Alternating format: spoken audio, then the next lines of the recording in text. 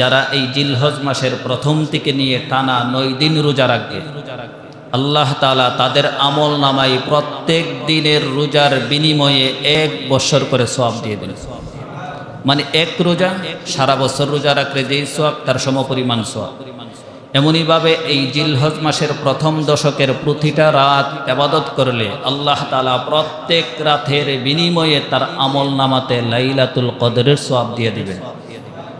মানে প্রতি রাত লাইলাতুল কদরের সমপমান এবং প্রতিদিন 1 বছর রোজা রাখার সমপরিমাণ সওয়াব অধিকার রাখে। এজন্য মুহতারাম হাদিরিন, এই জিলহজ মাস আমার আপনার সামনে আসতেছে। আগামী বৃহস্পতিবারতে এই জিলহজ মাস। যারা কোরবানি দিবেন, বুধবারের ভিতরে আপনি শরীরের অবাঞ্ছিত পশম টসম সহ চুলটুল নখটক এগুলো কেটে নেবেন। বাকি 10 তারিখের পরে কোরবানির পশু জবাই দেওয়ার পরে এগুলো করবেন, এর আগে আর করবেন না।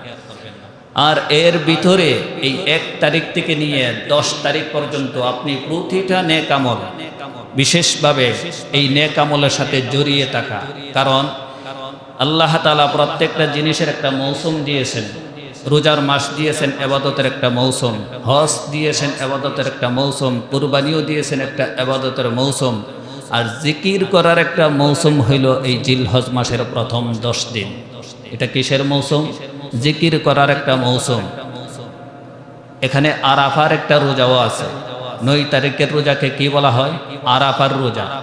আরাফার রোজার ব্যাপারে হাদিসের মধ্যে আল্লাহ রাসূল সাল্লাল্লাহু আলাইহি সাল্লাম বলেন, তিরমিজি শরীফের 749 নম্বর হাদিসের বর্ণনা, নবীজি সাল্লাল্লাহু আলাইহি সাল্লাম বলেন, সিয়ামু ইয়াউমি আরাফাতা ইন্নী আহতাসিবু আলাল্লাহ আইয়ুকাফিরাস সানাতাল্লাতী ক্বাবলা ওয়াস সানাতাল্লাতী বাদা। যে ব্যক্তি এই আরাফার রোজা রাখবে, আমি আশাবাদী আল্লাহ তাআলা তার এই আরাফার রোজা রাখার বিনিময়ে অতীতের 1 বছর এবং সামনের 1 বছর, মোট 2 বছরের গুনাহ খাতা আল্লাহ মাফ করে দিবেন। এমনিতে তো প্রত্যেক দিনের রোজা 1 বছরের সমপরিমাণ, আগে তো বললাম। এছাড়াও 9 তারিখের যে রোজাটা, আরাফার রোজাটা, এই আরাফার রোজার যারা রাখবে, নবীজি সাল্লাল্লাহু আলাইহি সাল্লাম বলেন অতীতের 1 বছর, ভবিষ্যতের 1 বছর, মোট কয় বছর? এই 2 বছরের গুনাহ খাতা আল্লাহ মাফ করে দিবেন। এজন্য যদি টানা 9 দিন রোজা নাও রাখতে পারি, আরাফার দিনের রোজাটা যেন আমার আপনার কাছে না ছুটে যায়, আমার আপনার কাছ থেকে। নিয়ত করতে পারি না ইনশাআল্লাহ। এজন্য মানে আরাফার দিনের রোজা মানে ঈদের আগের দিনের যে রোজাটা, এটা ঈদের আগের দিনের রোজাটা, এটাই আরাফার রোজা। আর এটার দ্বারা আল্লাহ তাআলা অতীতের 1 বছর, ভবিষ্যতের 1 বছর, মোট 2 বছরের গুনাহ খাতা মাফ করে দিবেন। তাছাড়াও এই জিলহজ মাসের ভিতরে প্রথম দশকে অধিক পরিমাণে নবীজি সাল্লাল্লাহু আলাইহি সাল্লাম বলেন, ফাআকসিরু ফীহিন্না মিনাত তাহলিল ওয়াত তাহমিদ ওয়াত তাসবিহ ওয়াত তাকবীর। তোমরা এই দশকে সবচেয়ে বেশি পড়বা তাহলিল। তাহলিল মানে লা ইলাহা ইল্লাল্লাহ, তাহলিল মানে লা ইলাহা ইল্লাল্লাহ। 2 নম্বর ওয়াত তাহমিদ, তাহমিদ মানে আলহামদুলিল্লাহ, কি আলহামদুলিল্লাহ। ওয়াত তাসবিহ, তাসবিহ পড়বা, তাসবিহ মানে সুবহানাল্লাহ, তাসবিহ মানে কি সুবহানাল্লাহ। ওয়াত তাকবীর, তোমরা তাকবীর পড়বা, তাকবীর কি আল্লাহু আকবার। তাহলিল পড়বা বেশি বেশি, তাহলিল মানে লা ইলাহা ইল্লাল্লাহ, তাহমিদ আলহামদুলিল্লাহ, তাসবিহ সুবহানাল্লাহ, তাকবীর আল্লাহু আকবার। তাহলে এই জিকিরের মৌসুম হইল জিলহজ মাসের প্রথম 10 দিন হইল জিকিরের মৌসুম। সারা বছর তো জিকির করতে হয়। সূরাতুল আহজাবের মধ্যে আল্লাহ তাআলা বলেন, ইয়া আইয়ুহাল্লাযীনা আমানুযকুরুল্লাহা যিকরান কাসীরা। তোমরা আল্লাহ তাআলার অধিক পরিমাণে জিকির করো। যারা বিশ্বাসী, ঈমান এনেছো, তোমরা আল্লাহ তাআলার অধিক পরিমাণে কি করো? জিকির করো। ওয়াসাব্বিহুহু বুকরাতাও ওয়া আসীলা। অধিক পরিমাণে যে জিকির করবা, এই জিকির কখন বেশি ফলদায়ক? সকাল আর সন্ধ্যা। প্রত্যেকটা জিনিসের তো একটা সময় আছে, এজন্য সকাল সন্ধ্যা বেশি বেশি জিকির করা। তো জিকিরের সারা বছর জিকিরের কোনো সীমা নাই, হদ নাই। হজের একটা হদ আছে, সীমা আছে, যে এই কাজ করলে 5 জায়গায় 5 দিন 5 জায়গায় নির্দিষ্ট 9টা কাজ করলে হজ হয়ে যায়। কুরবানির সময় নির্দিষ্ট কিছু কাজ করলে কুরবানি হয়ে যায়। নামাজ এই যে এখন পড়তে আসি, জুমার নামাজ পড়লে শেষ হয়ে যাবে, আবার আসরের সময় আসলেই হবে, আবার মাগরিবে, আবার এশাতে, আবার ফজরে, এভাবে পড়লে শেষ। একটা সময় আছে, কিন্তু জিকিরের কি নাই? কোনো সময় নাই। আপনার যখনই মনে চা তখনই কি করতে পারবেন? জিকির করতে পারবেন। আর এই জিকিরের জন্য অজু থাকাও শর্ত না। হ্যাঁ, কেউ যদি অজুর সাথে পড়ে তার সওয়াবের পরিমাণ বাড়বে, কিন্তু অজু না থাকলেও কি করা যায়? জিকির করা যায়। সেজন্য আল্লাহ তাআলা এই জিকিরের কোনো হদ দিয়েছেন না। উনি বলেন যে তোমরা জিকির করো সকাল সন্ধ্যা এবং অত্যধিক পরিমাণে জিকির করো। জিকির যারা করবে তারা নেফাক থেকে মুক্ত থাকবে। মুনাফিকের যত আলামত আছে ওই আলামতগুলো আল্লাহ তাআলা অত্যধিক পরিমাণে এই জিকির করনেওয়ালার কারণে, জিকিরের সাথে চলার কারণে, জিকির আর ফিকিরের সাথে চলার কারণে আল্লাহ তাআলা তাদেরকে মুনাফিক থেকে মুক্ত রাখবে। এখানে যারা আছি আমরা কি বুদ্ধিমান হতে চাই না? আমরা জ্ঞানবান লোক হতে চাই না? আল্লাহ তাআলা যারা বুদ্ধিমান, জ্ঞানবান, যারা চালাক মানুষ, এদের ব্যাপারে আল্লাহ তাআলা কোরআনে কারীমের মধ্যে বর্ণনা দিয়েছেন। আল্লাযীনা ইয়াযকুরুনাল্লাহা কিয়ামা ওয়া কুউদা ওয়া আলা জুনুবিহিম। বুদ্ধিমান হইল তারা যারা দাঁড়াইয়া জিকির করে, ওয়া কুউদা এবং যারা বসে জিকির করে, ওয়া আলা জুনুবিহিম এবং যারা শুয়ে শুয়ে জিকির করে। দাঁড়ানোর হালতও যারা জিকির করে, বসার হালতও যারা জিকির করে, শুয়ে শুয়েও যারা জিকির করে, তাদেরকে আল্লাহ তাআলা বুদ্ধিমান বলেছেন। তো আমরা যদি বুদ্ধিমান হতে চাই, জ্ঞানবান হতে চাই, তাহলে আমাদেরকে হার হালতে সর্বাবস্থাতে জিকিরের আমলের মধ্যে লিপ্ত থাকতে হবে। যারা জিকির করে আল্লাহ তাআলা তাদেরকে একটা সময় মুস্তাজাবুদ দাওয়া হিসাবে কবুল করে নেন। অর্থাৎ তারা যেই দোয়া করে আল্লাহ তাআলা তাদের দোয়াকে কবুল করে নেন। এজন্য বেশি পরিমাণে জিকির করা। বান্দা যখন জিকির করে, আল জান্নাতু কিয়ান, হাদিসের মধ্যে আল্লাহ রাসূল বলেন জান্নাত হইল ছাটিয়াল ময়দান। জান্নাত হইল শস্যহীন ময়দান, ছাটিয়াল ময়দান, উর্বর জমি, কিচ্ছু নাই এখানে। তো এখানে আমাদের প্রত্যেকের জন্য জান্নাতের মধ্যে অংশ আছে না নাই? বাড়ি আছে না নাই? তো জান্নাতের বাড়ি যদি কেউ সুসজ্জিত করতে চায়, জান্নাতের বাড়ি যদি কেউ সাজাইতে চায়, গাছপালা দিয়ে, বিল্ডিং দিলে, পুকুর দিয়ে, যে একটা বাড়ি সুন্দর হওয়ার জন্য যেই সমস্ত জিনিস লাগে, এই সব কিছু দিয়ে যদি সে সাজাতে চায়, সজ্জিত করতে চায়, সে যেন অধিক পরিমাণে জিকির করতে থাকে।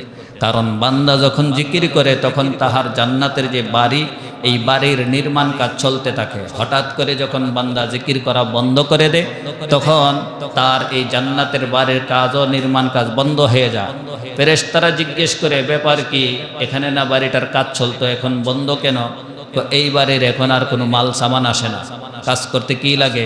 ইট লাগে, সিমেন্ট লাগে, বালু লাগে। এগুলো লাগে কি লাগে না? তো জান্নাতের বাড়ির ইট, বালু, সিমেন্ট কি? সুবহানাল্লাহ, আলহামদুলিল্লাহ, আল্লাহু আকবার, লা ইলাহা ইল্লাল্লাহ। যারা এগুলো বেশি বেশি পড়ে তার জান্নাতের বাড়ির নির্মাণ হতে থাকে।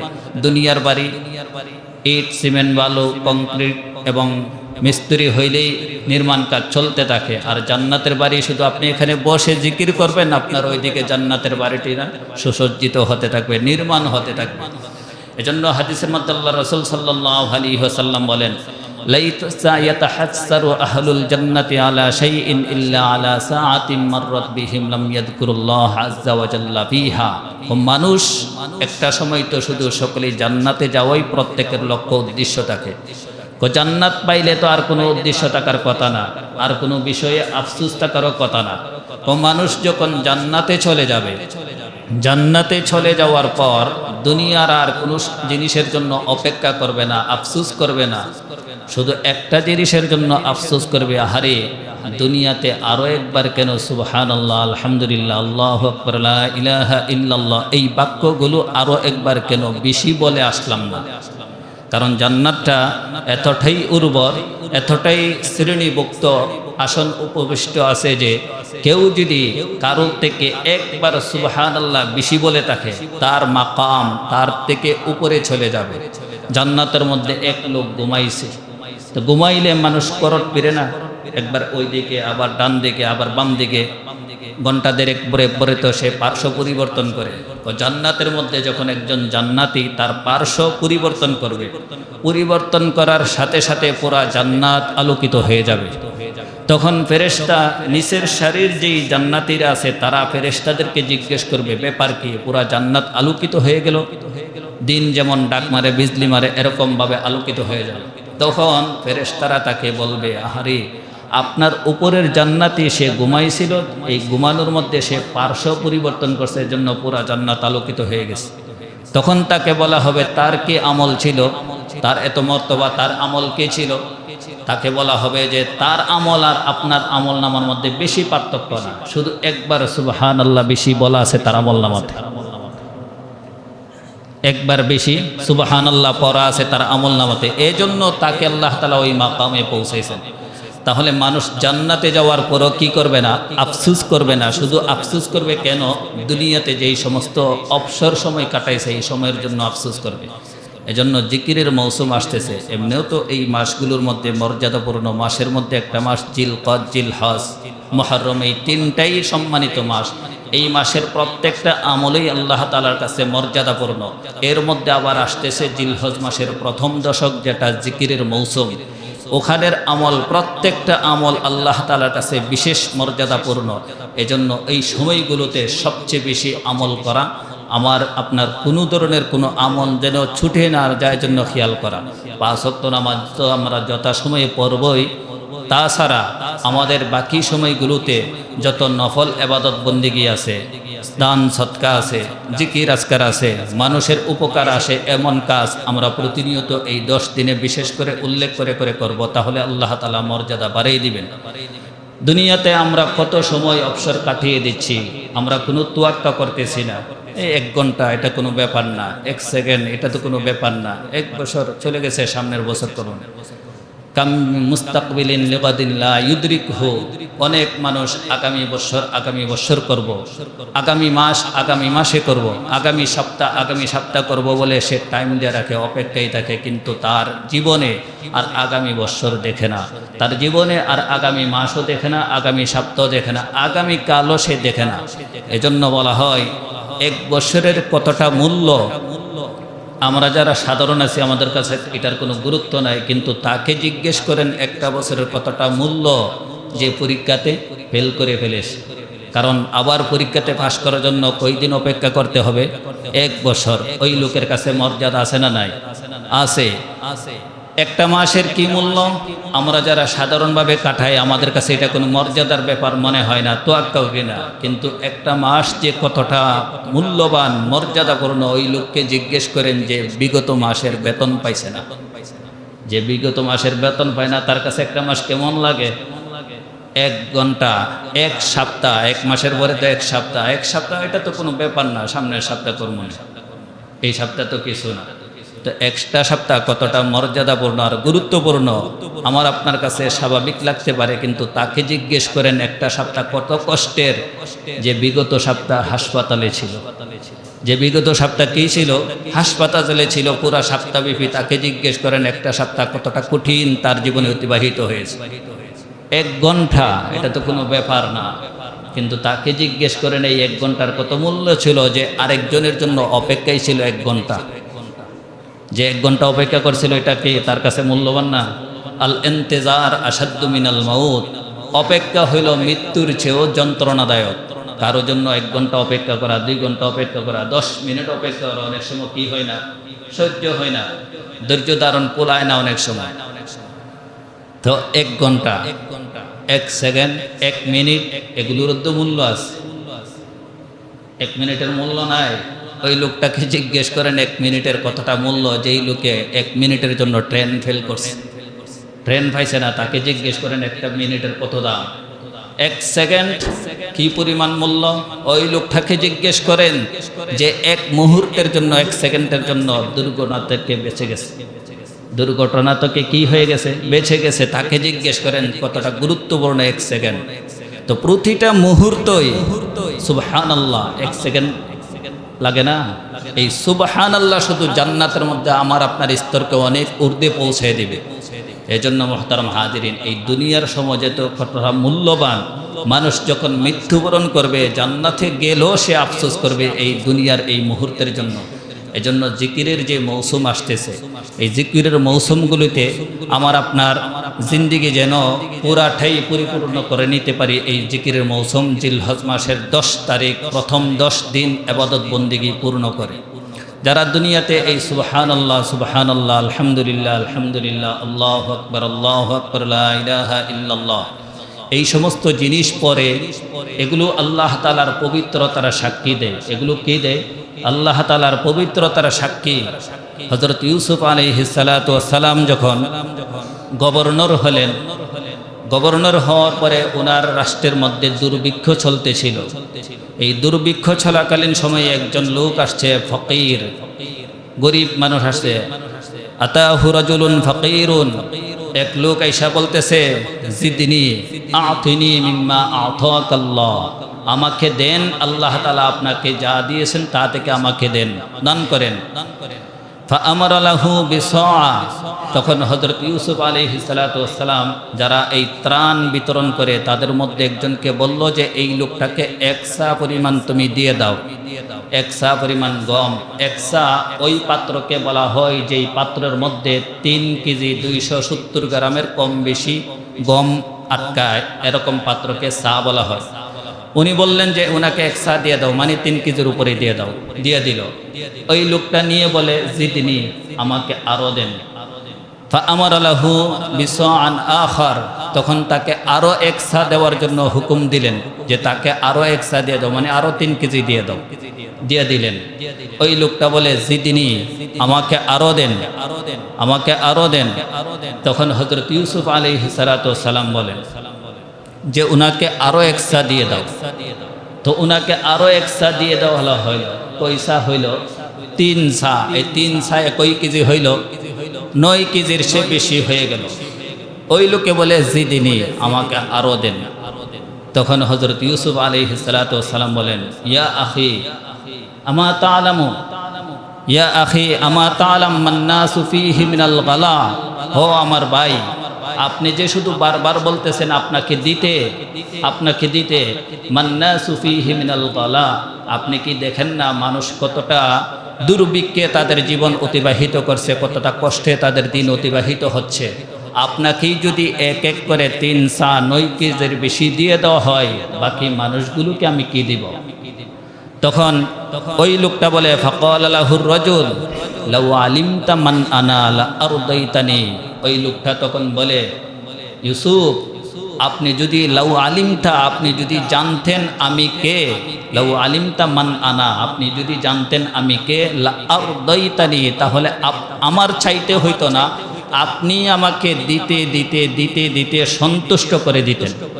যতক্ষণ না পর্যন্ত আমি না করছি যে আর দিয়েন না, ততক্ষণ পর্যন্ত আপনি আমাকে দিতেই থাকতেন, দিতেই থাকতেন। আশ্চর্যের বিষয় না? তখন হযরত ইউসুফ আলাইহিস সালাতু ওয়াস সালাম ওই লোককে জিজ্ঞেস করলো, আশ্চর্য, মান আনতা, তাহলে আপনি কে, আপনার পরিচয় দেন।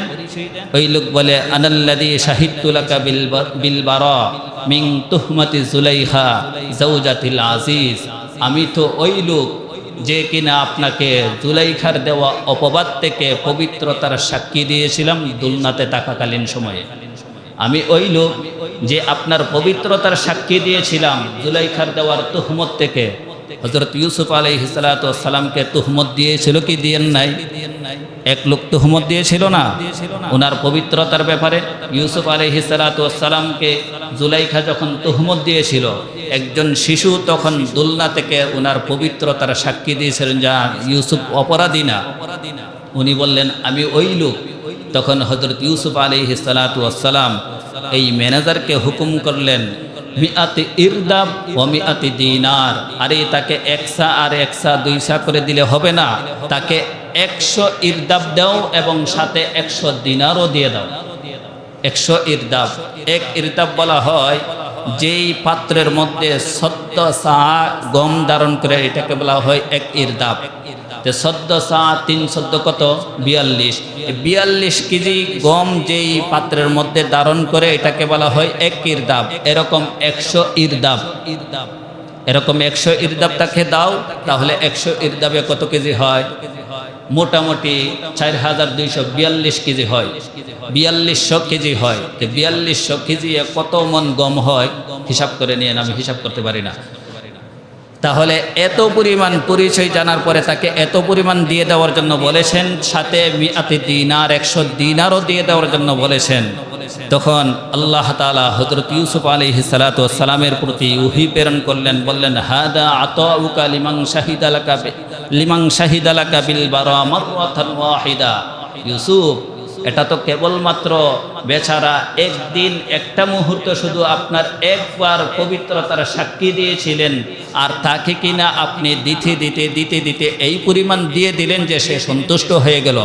ওই লোকের ব্যাপারে ফাকাইফা মান শাহিদ আলী বিল্লাইল ওয়ান নাহার ওয়াস সুবাহ ওয়াল মাসা, ওই লোকের ব্যাপারে আপনার কি ধারণা হয় যেই লোক রাত্রে দিনে সকাল সন্ধ্যায় প্রতিটা মুহূর্তে আমার পবিত্রতার সাক্ষী দেয়, তাকে কি পরিমাণ আমি দান করব? আপনি চিন্তা করেছেন?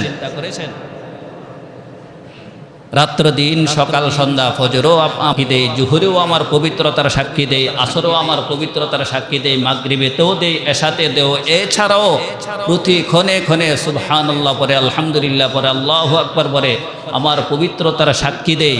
ওই লোকটাকে আমি কি পরিমাণ দেব? আপনি একটু চিন্তা করেছেন? এজন্য মুহতারাম হাজিরিন, এই আল্লাহ তাআলার পবিত্রতার সাক্ষী দেওয়া জিকির যাদের জবানের মূল মন্ত্র হয়ে গেছে, দুনিয়াতে যারা জিকির করতে করতে নিজের জিহ্বাকে তরুতাজা রাখবে, কিয়ামতের দিন তারা হাসতে হাসতে হাসতে হাসতে জান্নাতে চলে যাবে। এজন্য বেশি পরিমাণে জিকিরের অভ্যাস করা, বেশি পরিমাণে জিকিরের অভ্যাস করা। মানুষ যখন গুনাহর সাথে আসক্তি থাকে তখন তার মুখ দিয়ে জিকির আসে না, জিকির আল্লাহ তাআলা চিনিয়ে নেন। এজন্য আল্লাহ তাআলার কাছ থেকে তৌফিক কামনা করা যে আল্লাহ, আমি যেন আপনার জিকির করতে পারি, আমাকে আপনার জিকির করার তৌফিক দেন। গুনার সাথে যদি মানুষ সম্পৃক্ত থাকে, হাতের পাশে কোরআন থাকবে কিন্তু তার হাতে কোরআন উঠবে না, বাড়ির পাশে মসজিদ থাকবে কিন্তু বাড়ির পাশে মসজিদেও সে হাজিরা দিতে পারবে না। এজন্য গুনাহ বর্জন করা, তাহলে আল্লাহ তাআলা জিকিরের সাথে তার জিহ্বাকে কবুল করবেন। এজন্য মুহতারাম হাজিরিন, জিকিরের মৌসুম আসতেছে, এই জিকিরের মৌসুমের মধ্যে আরও একটা জিনিস আমি আপনি করতে পারি, সেটা হইল সালাতুত তাসবির নামাজ।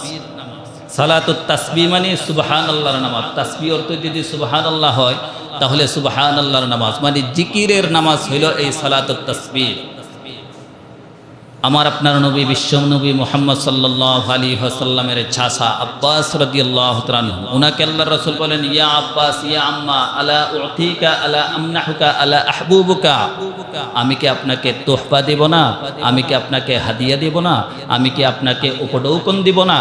এই কথা বলে উনি বললেন যে আমি আপনাকে এমন কিছু জিনিস পাঠিয়ে দিব, এমন 10টা জিনিসের উপকার করে দিব, যেই 10টা জিনিস আপনার জন্য খুবই গুরুত্বপূর্ণ।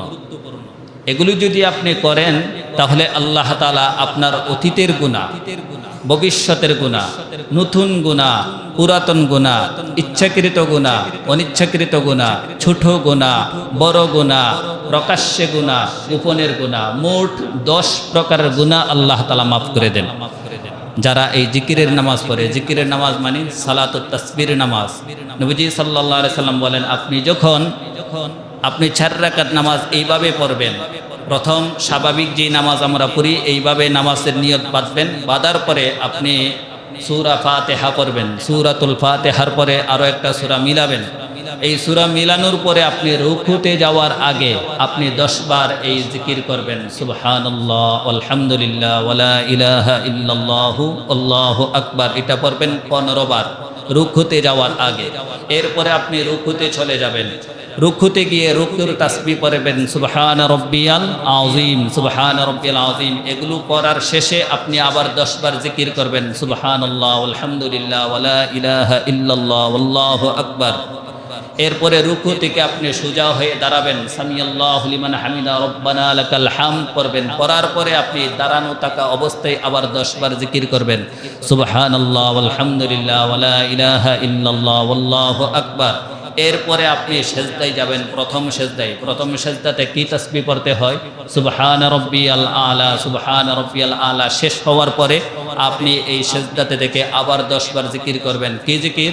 সুবহানাল্লাহ আলহামদুলিল্লাহ ওয়ালা ইলাহা ইল্লাল্লাহ আল্লাহু আকবার। এরপরে আপনি সেজদা থেকে উঠে বসবেন, বসে আবার পড়বেন এই জিকির 10 বার, সুবহানাল্লাহ আলহামদুলিল্লাহ ওয়ালা ইলাহা ইল্লাল্লাহু আল্লাহু আকবার। আবার দ্বিতীয় সেজদায় যাবেন। দ্বিতীয় সেজদায় গিয়ে দ্বিতীয় সেজদার তাসবিহাত আদায় করবেন, সুবহান রাব্বিয়াল আলা।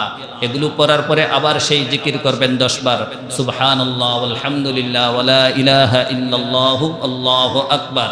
দ্বিতীয় সেজদা থেকে উঠে আবার বসবেন, বৈশা সাইরা আবার 10 বার জিকির করবেন, সুবহানাল্লাহ আলহামদুলিল্লাহ ওয়ালা ইলাহা ইল্লাল্লাহ আল্লাহু আকবার। কয়টা জায়গা হইল? 7 জায়গা হলো। 1 নম্বর হইল কেরাত শেষে, সূরা ফাতিহা এবং কেরাত শেষ হওয়ার পরে রুকুতে যাওয়ার আগে। 2 নম্বর হলো রুকুতে, 3 নম্বর হলো রুকু থেকে উঠে সোজা অবস্থায় দাঁড়ানো থেকে, 4 নম্বর হইল প্রথম সেজদায়, 5 নম্বর হইল প্রথম সেজদা থেকে উঠে বসে, 6 নম্বর হইল দ্বিতীয় সেজদায়, আবার 7 নম্বর হইল দ্বিতীয় সেজদা থেকে উঠে বসে। এই 7 জায়গাতে যদি এক জায়গায় 15 বার হয় আর বাকি 6 জায়গাতে 10 বার করে হয়, তাহলে কতবার হয়? 75 বার। এবং ভাবে 4 রাকাত নামাজ পড়লে 4 75 কত হয়? 300 বার। এই 300 বার যখন আপনি এই দোয়া, এই জিকির দিয়ে যখন আপনি নামাজ পড়বেন, জিকিরের নামাজ, তাহলে আল্লাহ তাআলা আপনার জিন্দেগি থেকে 10 প্রকারের গুনাহ মাফ করে দিবেন। কত প্রকার? 10 প্রকার। এর মধ্যে 1 নম্বর হইল অতীতের গুনাহ, 2 নম্বর হইল ভবিষ্যতের গুনাহ, 3 নম্বর হইল নতুন গুনাহ, 4 নম্বর হইল পুরাতন গুনাহ, 5 নম্বর হইল ইচ্ছাকৃত গুনাহ, 6 নম্বর হইল অনিচ্ছাকৃত গুনাহ, 7 নম্বর হইল ছোট গুনাহ, 8 নম্বর হইল বড় গুনাহ, 9 নম্বর হইল প্রকাশ্যের গুনাহ, 10 নম্বর হইল অপ্রকাশ্যে যেই গুনাহগুলো গোপনে করা হয়েছে, এই গোপন গুনাহগুলো আল্লাহ তাআলা মাফ করে দিবেন। তাহলে এমন 10 প্রকারের গুনাহ আমার আপনার জিন্দগিতে আছে না নাই? কার জিন্দগিতে নাই? হাত উঠায় দেখাইতে পারবেন যে হুজুর আমার জিন্দগিতে নাই? না, এই মিম্বার থেকে নিয়ে একবার মসজিদের শেষ কাতার পর্যন্ত এমন কোনো লোক নাই যার আমল নামাতে গুনাহ নাই। তো এমন এক নামাজ, জিকিরের নামাজ পড়ার কারণে যদি আল্লাহ তাআলা জিন্দেগির এরকম 10 প্রকারের গুনাহ মাফ করে দেয়, তো এমন নামাজ পড়ার দরকার আছে না নাই? ইনিস্তাতা'তা আন তুসাল্লিয়াহা ফি কুল্লি ইয়াউমিন মাররাতান ফাফআল। নবীজি সাল্লাল্লাহু আলাইহি সাল্লাম বলেন, হে আব্বাস, হে আমার চাচা, আপনি এই নামাজ যদি তাকাত রাখেন, শক্তি রাখেন, তাহলে প্রতিদিন একবার পড়বেন। প্রতিদিন কি পড়বেন? একবার পড়বেন। ফা ইল্লাম তাফআল ফাফি কুল্লি জুমআতিন মাররা। যদি প্রতিদিন আপনি না পড়তে পারেন, তাহলে অন্তত সপ্তাহে একদিন জুমার দিন আপনি এই নামাজটা পড়ে নেবেন। ফা ইল্লাম তাফআল ফাফি কুল্লি শাহরিন মাররা। এই সপ্তাহে যদি একদিন আপনি না পড়তে পারেন, তাহলে প্রতি মাসে একবার পড়বেন। ফা ইল্লাম তাফআল ফাফি কুল্লি সানাতিন মাররা। মাসেও যদি একবার না পারেন, তাহলে আপনি বছরে অন্তত একবার হইল এই নামাজ পড়বেন। ফা ইল্লাম তাফআল ফাফি উমরিকা মাররা। বছরে যদি না পারেন, তাহলে পুরা জিন্দেগিতে হইল একবার এই নামাজটা পড়ে নিন। তাহলে প্রতিদিন পড়ার জন্য বলা হয়েছে। পারেন না সপ্তাহে একবার পড়েন, তাও পারেন না মাসে একবার পড়েন, তাও পারেন না বছরে একবার পারেন, এটাও পারতেছেন না, তাহলে জিন্দেগি, পুরা জিন্দেগিতে হইল একবার পড়েন। এখানে আমরা যদি এখন হাত উঠান দেখাই যে আপনি পুরা জিন্দেগিতে একবার পড়ছেন নি, অনেক মানুষ আছেন যে হাত উঠাইতে পারবেন না, কিন্তু লজ্জা দেওয়া কোনো উদ্দেশ্য না। কিন্তু এই নামাজটা কতটা গুরুত্বপূর্ণ। 10 প্রকারের গুনাহ আল্লাহ তাআলা মাফ করে দেন। এটা হলো জিকিরের নামাজ, সালাতুত তাসবির নামাজ। নবী বলেন, প্রতিদিন পড়ো, না পারো সপ্তাহে পড়ো, না পারো মাসে পড়ো, না পারো বছরে পড়ো, এটাও যদি না পারো, তাহলে জিন্দেগিতে একবার পড়ো। তো জিন্দেগিতে একবার হলেও এই নামাজটা পড়ার ইচ্ছা আছে তো ইনশাল্লাহ সবাইয়ের। আল্লাহ তাআলা আমাদের সকলকেই অন্তত এই জিকিরের নামাজটা, সালাতুত তাসবির নামাজটা যেন জিন্দেগিতে একবার হলেও পড়তে পারি। বেশি বেশি পড়বেন, জিন্দেগিতে একবার কেন, বেশি বেশি পড়বেন, অন্তত জিন্দেগিতে যেন একবার পড়তে পারি। আল্লাহ আমাদের সকলকে তৌফিক দিন, আমরা পড়ি আমিন। কুরবানির মাস আসতেছে, সামনেই কুরবানি চলে আসতেছে। যারা সামর্থ্যবান একা কুরবানি দিবেন। আল হালালু বাইয়িন ওয়াল হারামু বাইয়িন।